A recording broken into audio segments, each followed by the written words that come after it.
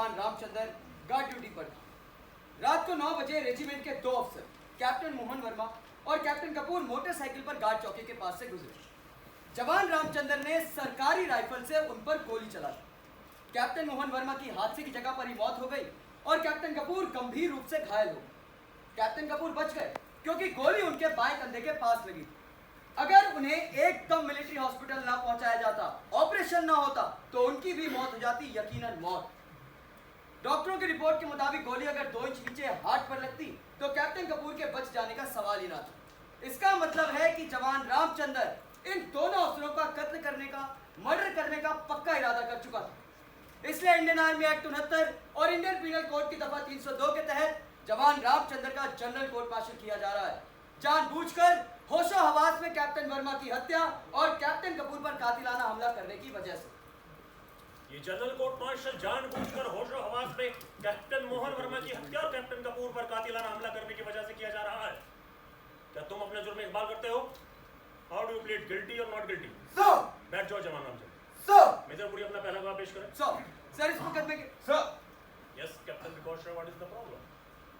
Sir, इससे पहले कि मेजर पुरी गवाह पेश करें, मुझे कुछ कहना है। कोर्ट मार्शल की कार्यवाही शुरू नहीं हुई और कैप्टन विकास रॉय का एतराज शुरू। बोलो। सर, मेजर पुरी ने 2 बार जवान रामचंद्र पुकारा। तो क्या बोलेंगे? मेजर पुरी का जवान रामचंद्र नहीं, सवार रामचंद्र कहना चाहिए। रामचंद्र सेना में जवान है कि नहीं? क्या अंतर पड़ता है उसे जवान कहने से या सवार कहने से? सर, अंतर पड़ता है और नहीं भी पड़ता।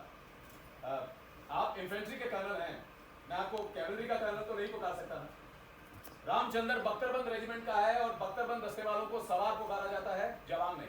कैप्टन रॉय ठीक, सरकारी वकील मेजर पुरी को सवार रामचंद्र पुकारना चाहिए।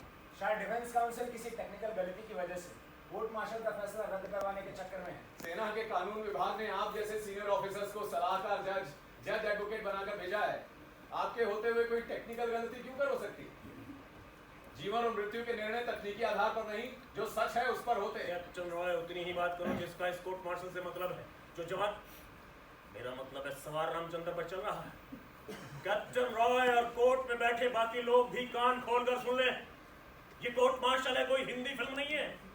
फिजूल के दांव बेच और ऐतराजों से कोर्ट का टाइम वेस्ट करने की इजाजत किसी को भी नहीं है। Is that clear to everybody? इस कोर्ट मार्शल का प्रिजाइडिंग जज कर्नल सूरज सिंह है। Don't you ever forget this fact. Sir, जज एडवोकेट भी मेरा एतराज सही मान चुके हैं कि सवार रामचंद्र पुकारना चाहिए। मुझे दुख है कि सही एतराज को आप वक्त जाया करना समझते हैं। आपको अगर ये लगता है कि मैं फालतू बातों पर एतराज करता हूं, तो किसी और अफसर को बचा वकील लगवा दें, मैं अम्बाला वापस चला जाऊंगा। डोंट थ्रेटन मी। सबको पता है कि कत्ल किसने किया है। अखबारों में भी ये खबर छप चुकी है। तुम जानते हो, मैं जानता हूं, कोर्ट में बैठे सभी लोग जानते हैं कि मर्डर किसने किया। ये ट्रायल रामचंद्र का है कि नहीं, चाहे उसे जवान कहा जाए या सवार रामचंद्र। मुकदमे की सुनवाई से पहले ही आपने निर्णय ले लिया कि खूनी कौन है, फिर ये कोर्ट मार्शल क्यों? इस ढकोसले, इस फार्स की क्या जरूरत? आप चाहें तो मैं ये केस लड़ने से लिखकर इनकार कर दूं, क्योंकि कोर्ट तो पहले ही फैसला कर चुकी है। वैसे जरूरी नहीं, बिल्कुल जरूरी नहीं कि अखबार में छपी सारी खबरें सच हों। Sit down captain Roy. Major Puri अपना पहला गवाह पेश। सर इस मुकदमे के पहले गवाह हैं रेजिमेंट के सूबेदार बलवान सिंह।